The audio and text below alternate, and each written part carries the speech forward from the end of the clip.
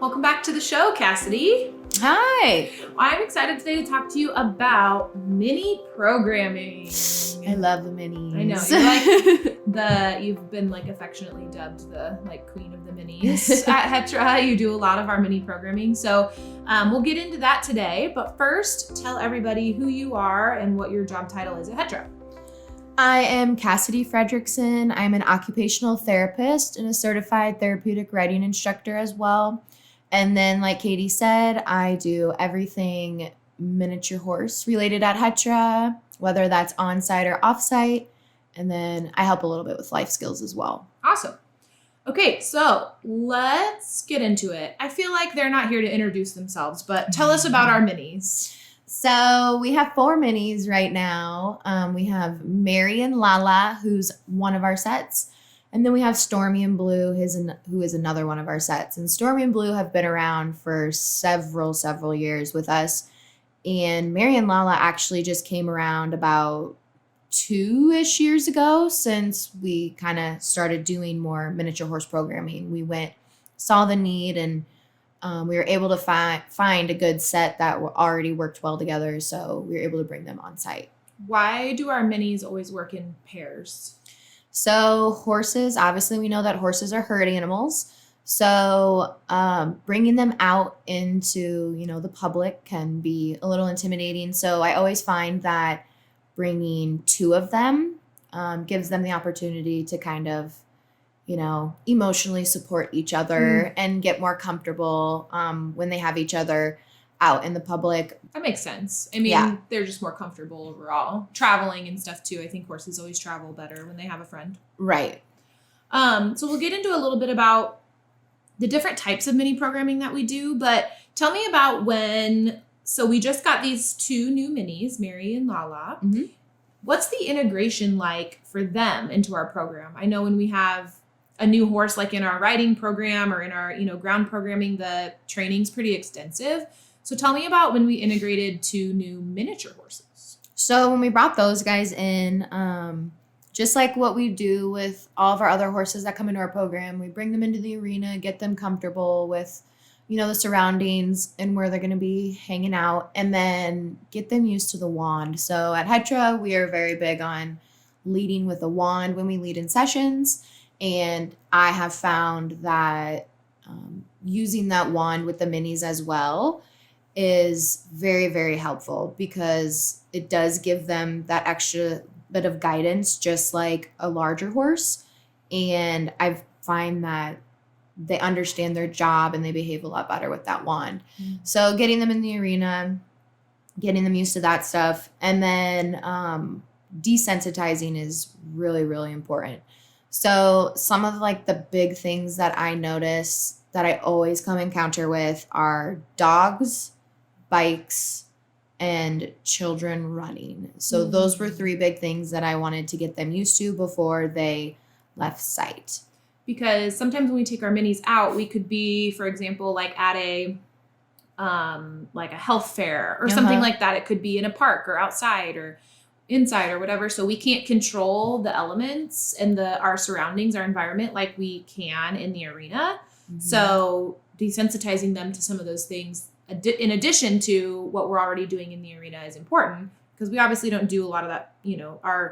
Our horses in the arena don't really have to be super desensitized to bikes, because they don't see them, right? Right. I know. And some of these things I never really, you never really think about until, you go to that school and you're set up kind of right next to their playground, and there's kids headed home from school that aren't in your after school program, and they're taking their bikes home, or a dad is here to pick up his kids and he brought the family dog with. Mm-hmm. And children are always excited to see minis. So of course, right when they see them, the first thing they want to do is run towards us. Mm-hmm.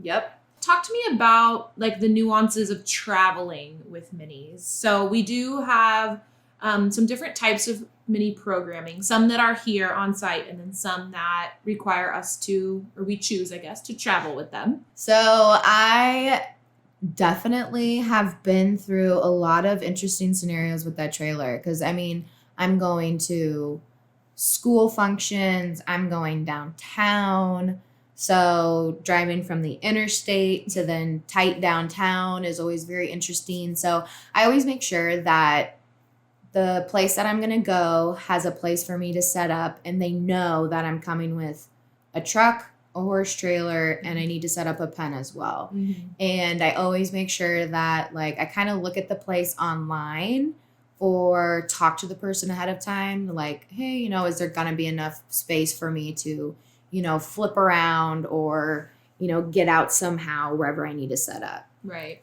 And you use the trailer as part of your strategy for keeping the minis happy too, right? Yeah, 100%. So our insurance requires us to have the minis in a pen when we go out in public. So what I use is the trailer. I put the pen up next to the trailer, so then that allows the minis to have, you know, one side away from people. Mm-hmm. So not all sides are surrounded by people. They can take a bite to eat from their hay where there's no people, decompress a second before they come back and get some more love.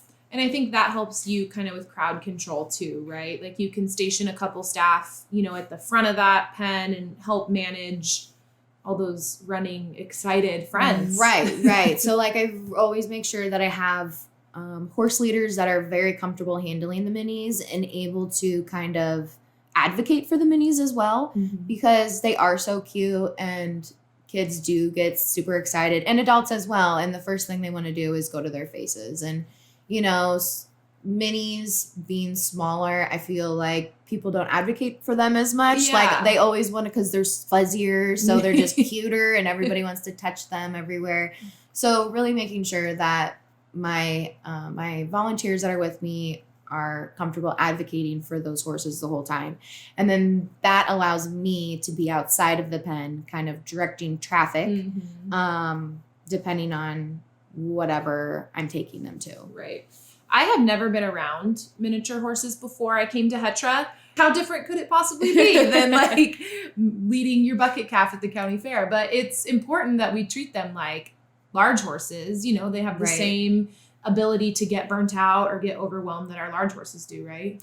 Right. So like always making sure that you don't push them. You know, we don't push our regular size horses in our programming to do too many sessions, you know, until they get burnt out.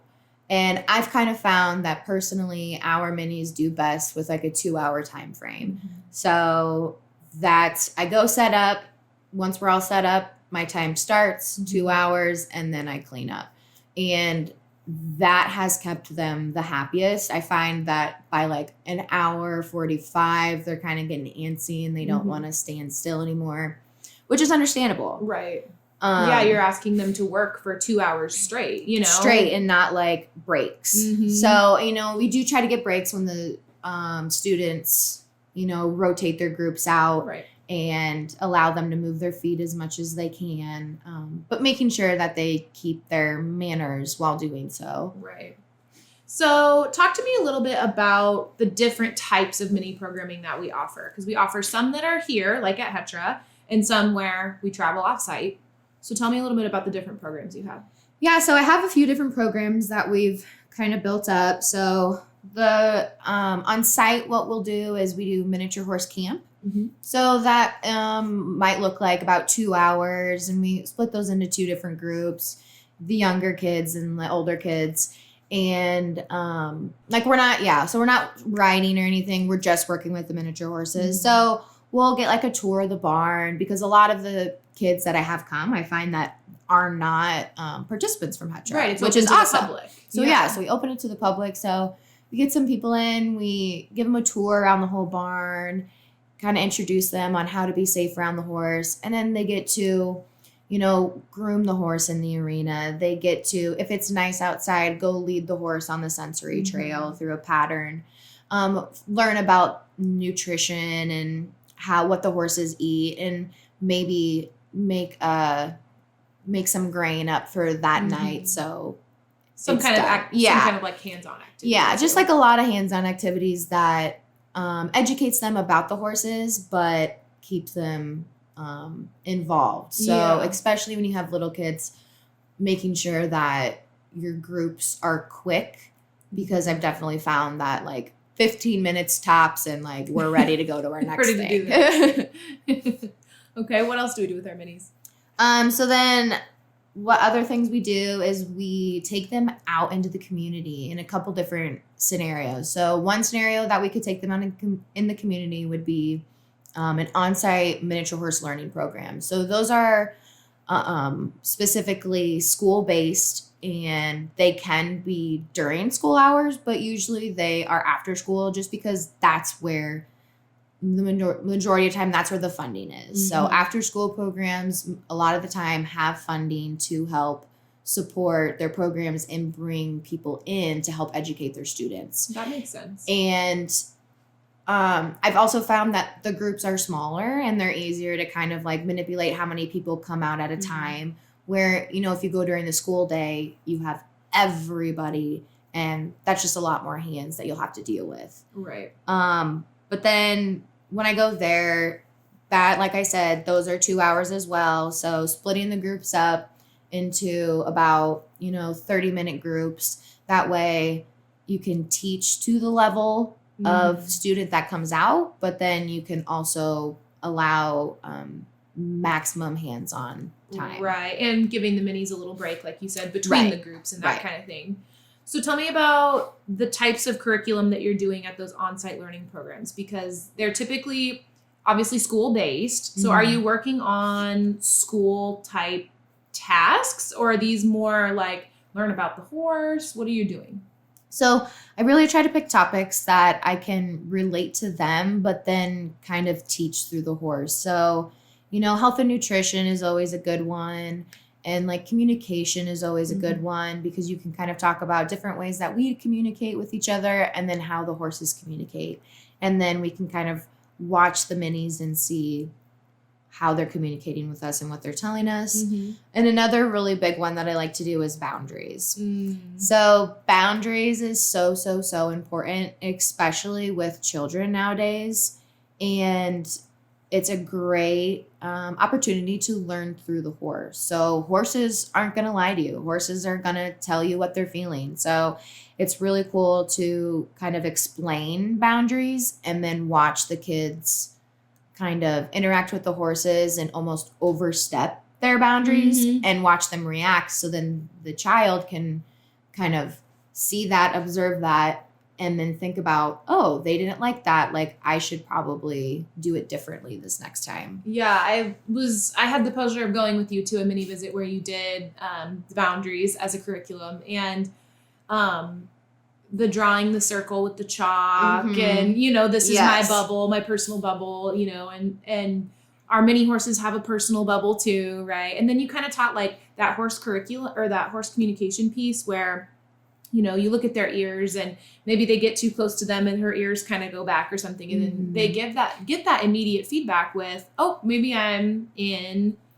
Stormy or Mary or Lala's personal bubble, And I think that's such a unique opportunity for kids to see immediate feedback of that. Because otherwise, if you were in my personal bubble, Cassidy, I'd probably think to myself, wow, Cassidy's really close to me. but you probably wouldn't say anything. Right. But excuse me, but our horses are going to show you with their body language, right? And very quick reactions, and like that's what the kids need, is that quick reaction. And they're like, oh, like real time. Oh, I'm definitely in their space and they don't like that. And then, they can always work with each other as well, partner up with a friend, practice like, okay, you can come so far until I tell you to stop. And then that's where my personal space bubble is.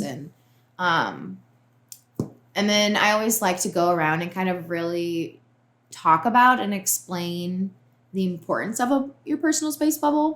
And just really make sure that they understand kind of, who should be staying outside of that bubble, who's allowed to come in, and how your bubble changes with everyone around you. I love that. What an important topic. I really like this one. Do you care if we share this curriculum to our friends at Patreon? Sure. Okay, well, I'll put together, we do have all of our curriculums we keep like in a binder type of a thing so that we can kind of quickly pull out EAL activities or ground-based programming. So I think I'll share that with everybody. Go ahead. Good. Okay. That's right. Cassidy is going to share her personal space and personal boundaries curriculum with all of you. All you have to do is go to the link in the show notes, click there, and you will immediately get access to 3 beautiful PDFs with detailed instructions on the objectives, the materials that you need, and we don't skip on instructions at HETRA University. So you're going to get detailed step-by-step instructions on how to facilitate this important topic and bring it to your center, including the equine activity that she discussed, exploring horses' personal boundaries and how they relate to ours. Enjoy!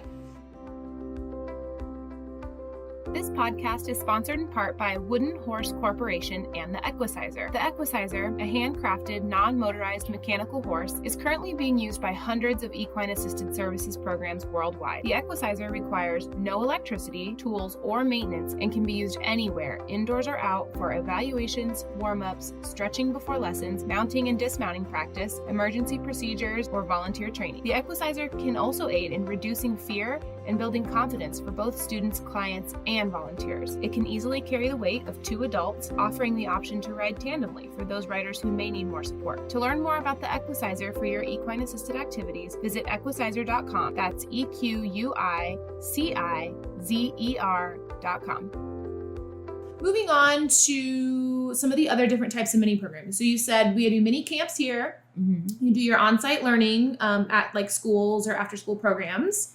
What else do we do? So I also love to go to senior homes. Senior living. I very much enjoy going to different kinds of nursing homes, whether it's assisted living, independent living, memory care, you know, all those different areas. And they love it. Oh. And it's very interesting to sit there and listen to their stories about how, you know, when they had horses when they were growing up and what they used their horses for and just that, you know, social interaction and having the interaction with an animal, they very much enjoy. And because of our insurance, our minis stay in that pen. So they have to come out to us. It's not like I'm sure people are picturing like a therapy dog situation where you take them into the home. Right, you know right. I mean? So I've heard of people bringing their miniature horses into places, but we don't bring our miniature horses into the building just because I don't have a poop plan for that. Right. And I don't want to deal with that poop plan. Always have a poop plan. So that is one big thing. Always have a poop plan because you'd hate to get somewhere and they poop and then you're like, oh, how do I pick this up? So yes, I always keep them outside and I always keep them in a pen. And then I usually find a way. And usually the, senior living centers are very, very willing to work with me on like, okay, like where can you set up that's closest to like maybe a back gate to like the memory care, like patio area. Yeah. And then, you know, they get all their staff to bring them out and, you know, they can interact and they absolutely love it. And then one other place that we kind of take our minis, we do also still use them as our ambassadors. So obviously horses are a big draw. So those always get people's attention. And so we'll bring those to, you know, booths, marketing events, occasionally, if it makes sense, if it's appropriate. I always make sure that I find out like, how many people are going to be there? Are other animals going to be there? It's a lot to plan for, but overall, the planning and the time that goes into it and some of that kind of risk is worth the benefit, right? Oh, 100%. I love miniature horse season. It is my favorite. Absolutely. We're gearing up for it right now, right? Yes. I'm like getting emails about people wanting to sign up but the one thing about signing up is your budget.